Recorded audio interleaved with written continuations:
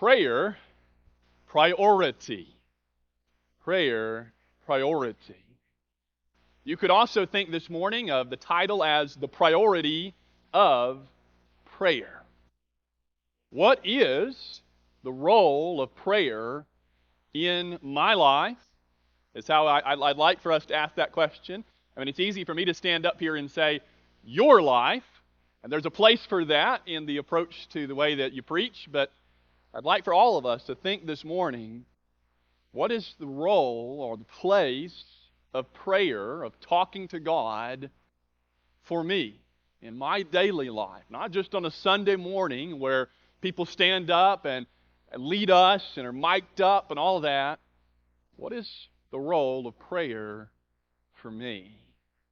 Several months ago, someone requested a sermon along these lines, and so here it is this morning. Because sometimes, even as Christians, as children of God, prayer is not a priority. That if nothing else, regardless of the answer to that question, what is the role of prayer, it's not a very high one in some of our lives. Prayer can become a last resort, or the last resort. It's after we've exhausted other resources, we've attempted to do what we can ourselves. We might have even gone for advice to our spouse or to a trusted counselor, whether that's a friend or in a formal way. We've gone to therapy or we've done whatever, and I'm not against any of those things. But what if prayer is the last resort in our lives? Here's how one author puts it in describing the way that we can approach life. It says, our inclination is to live self-sufficient lives. When there is trouble, we try to figure it out. Then we worry as if there's no one who cares or hears. Or maybe we give God the cold shoulder because He didn't give us what we hoped for. Or we hide from Him because we cherish sins in our private world. There are probably dozens of reasons why. And watch this last line. I like how they worded this. Why we resist calling out to the Lord. As God's people, are we ever in that boat? And that might be, you'd think that'd be the strangest thing, right? For children of the heavenly King to make prayer like a last resort. And then I wonder, are there ever times when trouble comes, whether it's a little thing or what we call a big thing, doesn't really matter, and we worry about it, we start fretting and planning, and we might not have ever prayed about it. Yet we are instructed in Philippians 4 to do just that, to pray about everything and not to worry. It's one thing to worry and pray. Those might not really go together, but that's one thing. But I think sometimes if we're not careful, we fret about it, and then we might need to stop for a moment and look at ourselves and ask, well, have I prayed about it? Or there might be the moment when when our spouse should ask us, or somebody that is close to us, if we're discussing a problem, should say, well, have you prayed about it yet? Wasn't that the first thing you did? And we might have to say, no, I kind of forgot to pray. Prayer for the child of God is an essential. That's the key phrase this morning. And that's so obvious, isn't it? Or is it? We speak of different things that are essential and non-essential. That word gets tossed around a lot, essential. But as I make out my priority list, as I make out my to-do list for each day, if you do that, a lot of us do something like that, or at least you have a mental note of what you're going to do this day. What if prayer were at the top of the list every single day? Because what if prayer was an essential to my heart, to my life. As we think this morning about prayer priority, let's look together at prayer's place, or the place of prayer. We'll look at a couple of examples that are set for us. And then let's consider continuing in prayer. One big aspect of prayer that, if we practice, will change prayer's priority. It will be an essential in our lives. And then we'll wrap things up, Lord willing, in a few moments by considering some help for prayer. Some help for prayer. Are we in sync there? Okay. All right. I saw some of you looking at it, and some of you, no, I won't even say that. All right. But this is our thought this morning for prayer priority. Let's look at that first one together. Prayer's place. Let's open up our Bibles to Luke and consider an example that should be the example for us all. If we are Christians, that means we belong to the one who came and ministered, the one who came and died for us, rose for us from the dead, and now reigns as Lord of Lords and King of Kings. Do you think there might be something to learn about prayer from Jesus? I think so. So as we turn to the gospel accounts in Luke, and there are a lot of verses, you may already be thinking now, whoa, okay. We don't have the place this morning to look at all of them in depth, so some of this will be very overview. But there's a couple I'd like for us to look at. But as you start looking at Jesus' ministry, Jesus spends a lot of time in prayer. The place of prayer for Jesus was very high. Let's say Jesus placed a high priority on prayer. It might even be too little to say it was an essential for Jesus. It's almost like it was the essential task for his life. When Jesus goes to John to be baptized or immersed in Luke chapter 3, at verse 21, and I don't know that I'd ever really thought about this. I've read it and I've noticed it. I've said it before that Jesus, while he was praying, or while he was being baptized, I just gave it away, he's praying. And it's when the Father speaks, when the voice from heaven comes, it is almost as if that is the verbal response to Jesus' prayer. Now, we don't know what Jesus is saying in his prayers, so how well that works, but that seems appropriate. John baptizes Jesus, and as that's happening, Jesus is praying, and then a voice from heaven answers that prayer in Luke chapter 3.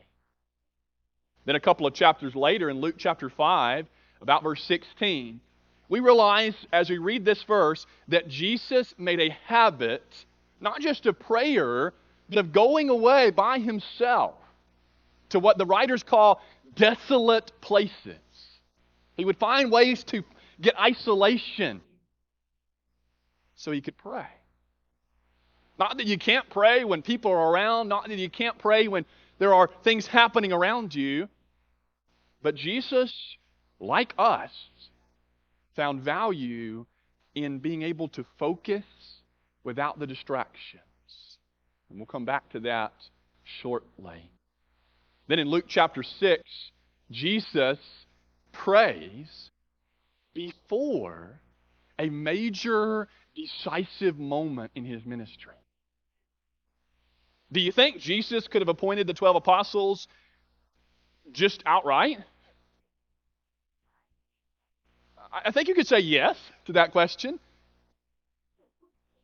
But it's fascinating that before Jesus, God in flesh, appoints his apostles, he spends time, just a little time, if you read Luke 6:12. Okay, I'm being a little sarcastic there. He spends a lot of time, misses out on sleep, so he can spend time praying before a big decision is made. And then look at this one with me in Luke chapter 9, verses 28 and 29.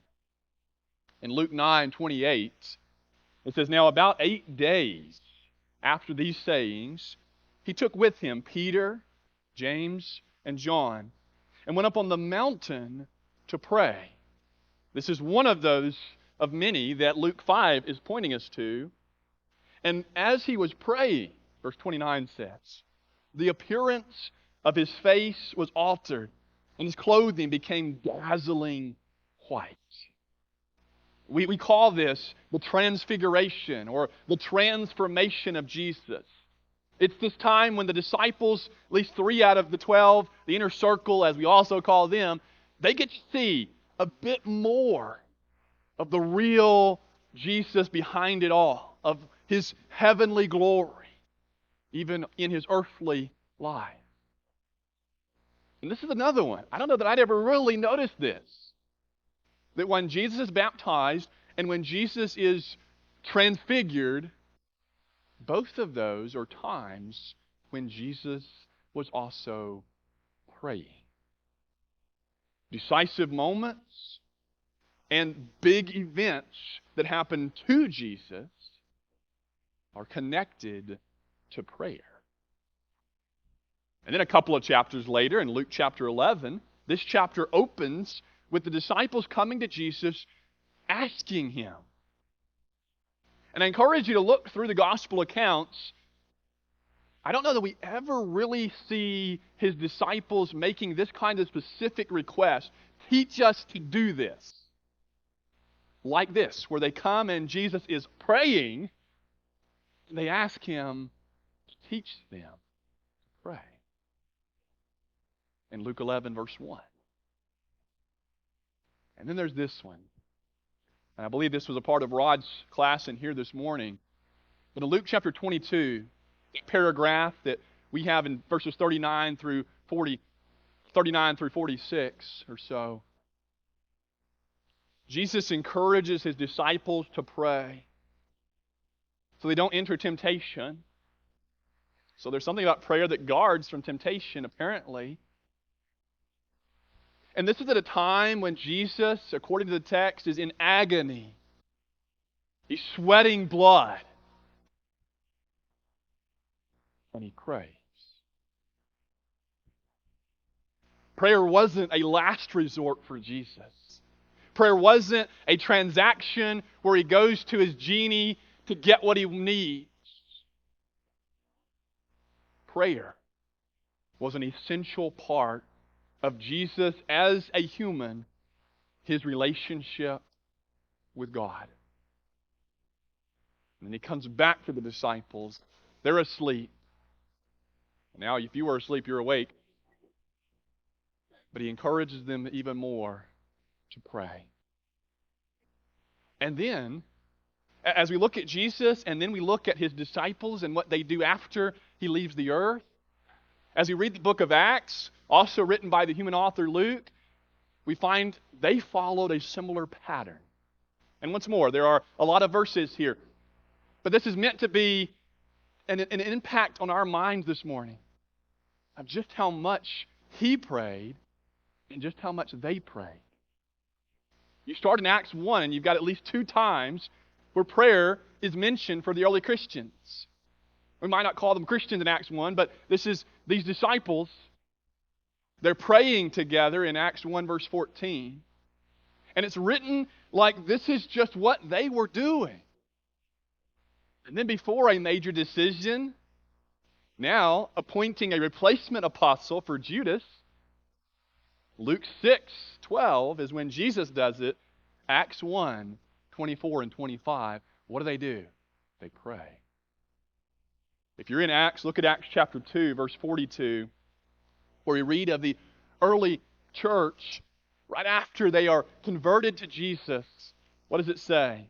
And they devoted themselves to the apostles' teaching and the fellowship, Acts 2:42, and the breaking of bread and the prayers. In this highlight reel of what the early church was like, one verse, prayer is an essential part. As we keep reading the book of Acts, we find the apostles in Acts chapter 6, verse 4, pointing out that they had a priority of two things. Now, this isn't that the servants appointed in this chapter weren't supposed to be praying too. But there's a lesson here for elders. We don't have apostles today, but there's a lesson here for leaders in the church. There's a lesson here for those that preach, whether formally or informally for that matter. There's to be an extra priority of even how time is used. And one of those, 50% here of that, in Acts 6:4, is prayer. What happens when you get in trouble? What happens when a church member is in prison for being a church member? Is one way to put it. A little more to it than that. But in Acts chapter 12, when Peter, what happens? What would we do? Let's say Rod. We're not going to pick on Brandon and me, okay? That would never happen. Let's say Rod's in prison for preaching. I don't know why y'all are laughing at that. What would we do, though? In all seriousness, what would we do as the church? Worry about him? Disown him? I don't know. What would we do? What did they do? They prayed. In verse 5, you see it in Acts 12. In verse 12, when Peter gets out, and there's an old quote that says, the angel went for Peter, but prayer sent for the angel. In Acts 12. And then the very next chapter, look at this. In Acts 13, verse 3, when they're sending out Paul and Barnabas on what we know as the first missionary journey of the Apostle Paul, the Holy Spirit tells them what to do in verse 2, and then verse 3, one of those little verses that's easy to miss. It says they spent time fasting. Oh, so there's a place for fasting and prayer. They spent time fasting and praying. And I don't know about you, but if the Holy Spirit, if we lived in that time when the Holy Spirit was speaking to people like this directly and giving these very specific instructions, I think I might be in a hurry to do what he says. Not that that's not a good thing, but they realized, they had the spiritual maturity to realize, no, before we send these guys on this trip to preach the gospel to people, we need to fast and pray.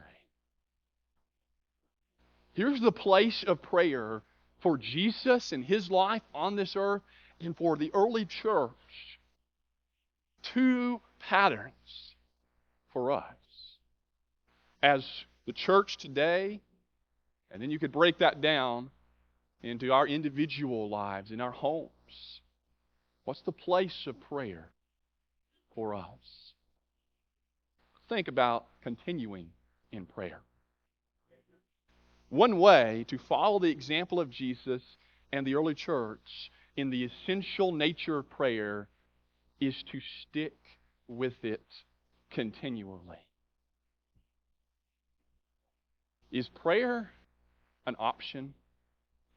Is it optional? We like options, don't we? We like choices.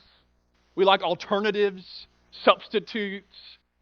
If there's a medicine that doesn't agree with us, we go back to the doctor and we say, can you do something here? Can you give me something else that works the same but is different, an alternative?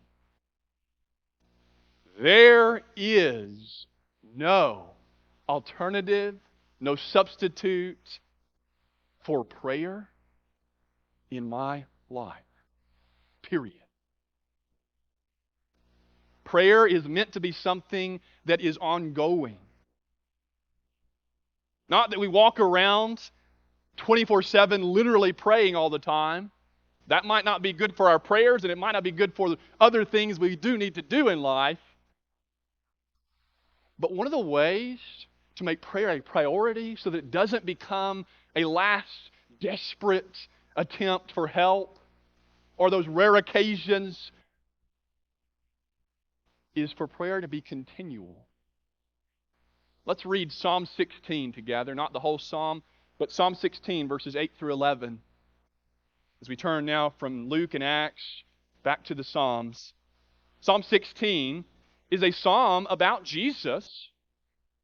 It's a messianic psalm that predicts some of the things Jesus went through, would go through, if you're looking at it from the psalmist's standpoint.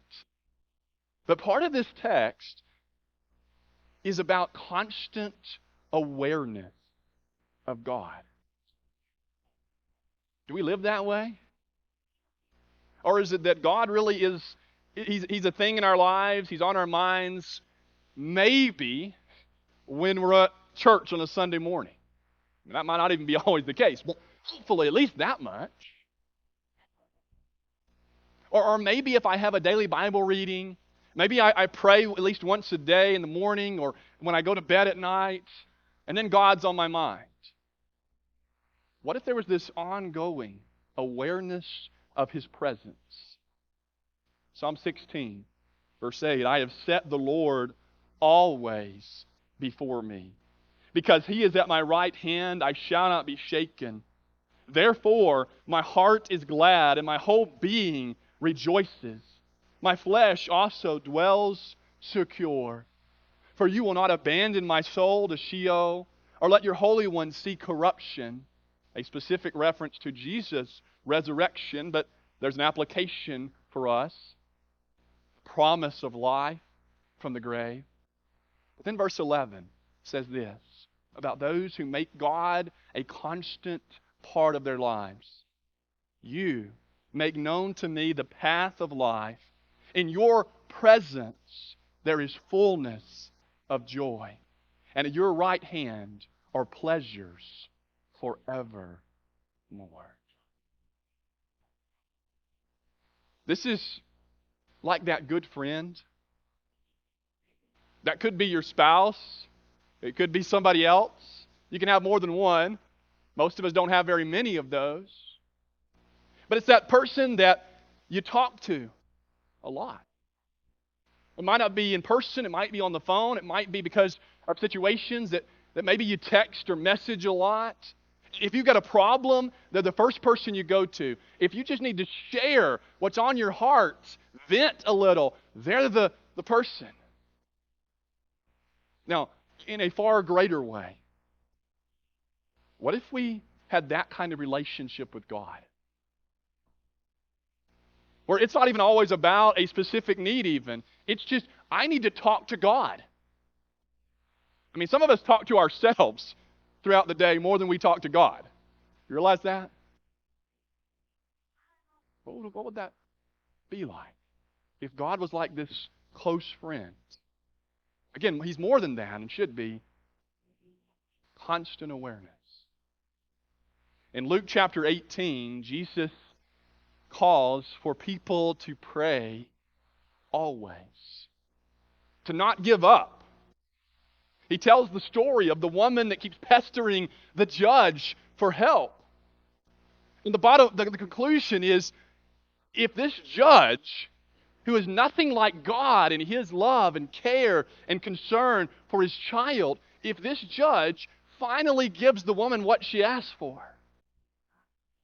how is God going to listen to His children that keep coming back to Him and maintaining this ongoing contact, this connection to God? And then the last part of this, in verse 8, as He wraps up the parable, He asks if when the Son of Man comes, will He find faith on the earth? Why would Jesus mention faith after prayer? Is it at least in part because my faith, my trust in God is directly related to how much and the way that I pray? If I don't believe in God, will I pray? Well, only in foxholes, right? There are no atheists in foxholes. And that's kind of that last resort prayer. Or if I claim to believe in God, but I don't really trust and depend on God, then maybe I shouldn't be surprised if I don't find myself talking to God very much. Now, the flip side of that is beautiful, right? If I have a depth, if I have roots of faith, then I can't help myself. I'm going to pray. One of the big ways to make prayer essential, a priority, not a last resort, is for it to already be something I'm doing, not just daily, but throughout a given day. Continue. A survey done 2 years ago found that 44% of adults in this nation from 19 to 49, they said in this survey that they are always online. Always. What if we could say that about prayer? Again, even those that are always online, usually they sort of put it down for a second or two to do something they have to do. It's like the phone is always there.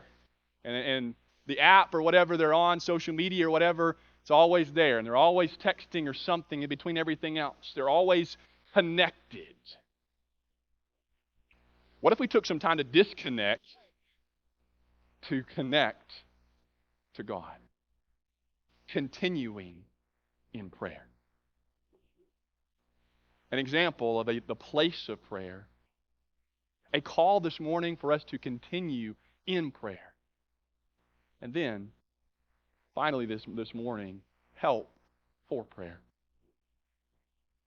One of the best things that I've ever done for my prayer life is to spend more time in the Psalms. They are an inspired guide in how to approach God. When you're in pain, when you're excited, when you're thankful, when you just need to talk to God. And you can actually take these and pray these to God. One of the ones I used recently, last week, every morning, I opened up Psalm 113. We don't have the time to read it this morning. And one of the ways you can pray these back to God directly, but one of the ways that I've done it, and this is just me, but maybe it will work for you, I don't know, maybe it won't, is to change some of the pronouns. Because like Psalm 113 is written about God, and so I changed some of that so that it was more of a prayer to God directly in Psalm 113. Part of what the Psalms can help us do is to focus our minds, to center and put away some of those distractions. But that's one of our issues with praying, isn't it? Have you ever started a prayer and then realized you aren't even praying anymore? And you didn't conclude the prayer, but other things began to capture your thoughts and you started thinking about the plan for dinner tonight or worrying about the bank account or whatever it was. You lost focus. Part of that is that we've trained ourselves by our phones. We can't even watch something, and watching something on TV has its own issues with distraction. But think about it. We can't stare at a screen, one screen, the big screen, without also staring at this little screen, at least during the commercials. What else are you going to do? Talk to your family or something between the commercials or in the commercials? And so it is rare for us as a people, I'm saying as a culture, when do we ever really focus on one thing? Here's the real clincher. For an extended time. No wonder we might struggle with prayers that last more than a few seconds. And there's a place for those quick prayers. There's even biblical precedent for those quick in-between prayers. But there's also plenty of biblical precedent for longer, deeper prayer. Something I've asked myself is the real problem my focus itself? My attention span itself? And the only way for that to get better is to stretch it. It's like muscles. But is that the real issue? Or is the real issue a heart issue? Help for prayer. One final thought this morning before we close with an outline from James is that prayer is far greater than our productivity. The world says, you got to get it done. You got to be busy. And we find ourselves naturally involved in so many different things, pulled in so many different directions. No wonder then we also have trouble with focus. This is connected. But God says, no, stop. Slow down. At least hit the pause button on the calendar of your life and pray. Pray. Here's how James puts it. And keep in mind that James is one of, if not the most practical, down-to-earth documents in this whole library. And he mentions prayer directly in these three ways. To trust God. James says, don't even pray if you're not going to trust Him. The other side of that in James 4 is to avoid worldliness, avoid selfishness in our prayers. But then he closes almost the end of the letter in James 5, 13 through 19 or 18, is about the power, realizing the power of prayer. That prayer is for ordinary people, but prayer is an extraordinary power for our lives. Help for prayer. And one of the ways to do that is to focus. There's a video out online of a dog, German Shepherd, standing as a guard, a goalie for hockey. And there is a line of stuffed animals and chew toys all lined up in front of him. And one puck. And so they start hitting with a hockey stick all of these little things at him. He doesn't move. He just stays focused, staring straight ahead, doesn't move a muscle until they hit the puck. Maybe there's a lesson I can learn from a German Shepherd that will help my prayers. We've seen this morning place of prayer in Jesus' life. How about my life? We've seen principle of continuing in prayer. Prayer will be a priority for my life if I'm staying constantly aware and connected to God already. And we've seen some suggestions, some ideas. One of them, mainly our focus, that might need some work for prayer. Gary is going to lead us in an invitation song, and it invites us today to belong to the King. That may involve coming this morning and being immersed into Him, belonging to Him. That may involve being a Christian today and reconnecting to Him. That may simply mean this morning that we are encouraged to be a people of prayer. When Jesus cleansed the temple, He told them, you've made the house of prayer, quoting from Isaiah, into a den of robbers. Now, I get there's a difference between that temple and how we are the temple of God today. But is our meeting place, our church building, a house of prayer? Keep going. Is my personal home, my house, or our homes, houses of prayer? Don't really answer that yourself. Ask a child that lives in your home, if you still got children at home, or a grandchild that visits your home. Is this a place where people pray? Prayer, priority. Let's stand and sing together.